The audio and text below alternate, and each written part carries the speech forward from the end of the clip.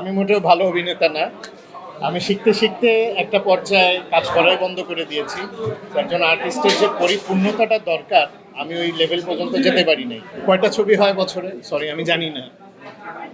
কয়জন আর্টিস্ট কাজ করে? আচ্ছা, তারা কি নির্বাচনে অংশ নেয়? ব্যক্তি রাজ্জাক খুবই ডিসিপ্লিন একজন মানুষ ছিলেন, আহ, খুবই স্ট্রিক্ট ছিলেন।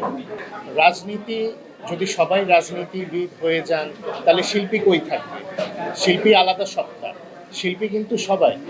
হ্যাঁ, তো এটাই অনেকে হয়তো, আমি জানি না কার কীরকম পার্সোনাল ওপিনিয়ন বা ডিফারেন্সিয়েশনটা তারা কিভাবে নিচ্ছে, বাট শিল্পীরা কিন্তু অন্যরকম, অন্য জেনারেল হয়।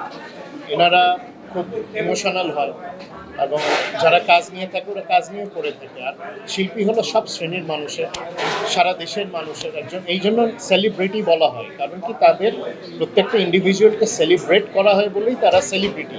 সো এটা আসলে কোনো নির্দিষ্ট গোষ্ঠীর হওয়াটা আমি মনে করি, আমার কাছে মনে হয় যেটা, জানি না কতটুকু রেসপেক্টফুল বা কতটুকু মানে এটা অ্যাপ্রিসিয়েবল হয়। টার্মটা আমি বলতে চাই। কয়টা ছবি হয় বছরে? সরি, আমি জানি না। কয়জন আর্টিস্ট কাজ করে? আচ্ছা, তারা কি নির্বাচনে অংশ নেয়? যারা রেগুলার কাজ করছে তারা নেয়? নেয় না? তাহলে এটাই ক্লিয়ার হয়ে যায়, আপনার কোশ্চেনের উত্তর এখানেই। এটা টাইম পাসের জন্য করছে বা কারোর হয়তো আসনের প্রতি আসক্তি থাকে সেই জন্য হয়তো করছে, বাট অ্যাকচুয়ালি যে ইন্ডাস্ট্রিতে শিল্পীরা কাজই করতে পারছে না সেখানে শিল্পী সমিতি থেকে কি করবে বা কাকে সাপোর্ট দিবে, I don't get the idea. তো আমাকে পাচ্ছেন না, আহ, বিষয়টা হচ্ছে আমি পরিবারকে একটু বেশি সময় দিচ্ছি। আমার ছোটোখাটো ব্যবসা বাণিজ্য আছে, ওগুলো আমি বেশি মনোযোগ দিচ্ছি। আর এই কারণে আসলে একটু ডিস্টেন্স হয়ে গেছে ইন্ডাস্ট্রির থেকে। সময় বের করাটা একটু ঝামেলা হয়ে যাচ্ছে আমার জন্য। আমার সন্তানরা বড় হচ্ছে, তাদের লেখাপড়া, তাদের ক্যারিয়ার, ওগুলো নিয়ে একটু ভাবতে হচ্ছে, ওদের জন্য কিছু করতে হচ্ছে। এই কারণে দূরে থাকি। আমি মোটেও ভালো অভিনেতা না। আমি শিখতে শিখতে একটা পর্যায়ে কাজ করাই বন্ধ করে দিয়েছি। একজন আর্টিস্টের যে পরিপূর্ণতাটা দরকার, আমি ওই লেভেল পর্যন্ত যেতে পারি নাই। হ্যাঁ, আর দ্বিতীয় হলো, আমি দেখছি আমাদের ছবির সংখ্যা কমে যাচ্ছিল। সো আমি যদি বেসিক্যালি চিন্তা করি এটাকে ক্যারিয়ার বেস করে যদি আমি লাইফে আগাইতে চাই, তো আমি সামনে আমার ফিউচার দেখছি না। তো এই কারণে আমি আমার ব্যবসার মধ্যেই ফোকাস করলাম বেশি। তো this is one of the reason, যে সবাইকে তো সার্ভাইভ করতে হবে, সবার একটা ফ্যামিলি থাকে। হ্যাঁ, তো এটাই একটা কারণ। আর ইন্ডাস্ট্রি আসলে আমরা যে সময় ঢুকেছি তখন আসলে একটা স্ট্রাগলিং পিরিয়ডের মধ্যে ছিল। হ্যাঁ, কাজকাম ওইরকম মানসম্মত হচ্ছিল না, বা হচ্ছিল কিছু, খুব কম সংখ্যা হচ্ছিল। বাট এখন তো খুব ভালো কাজ হচ্ছে। ইন্ডাস্ট্রি চলে সবাই সাপোর্টে, শুধু আমরা নিয়ে ভাবলে হবে না।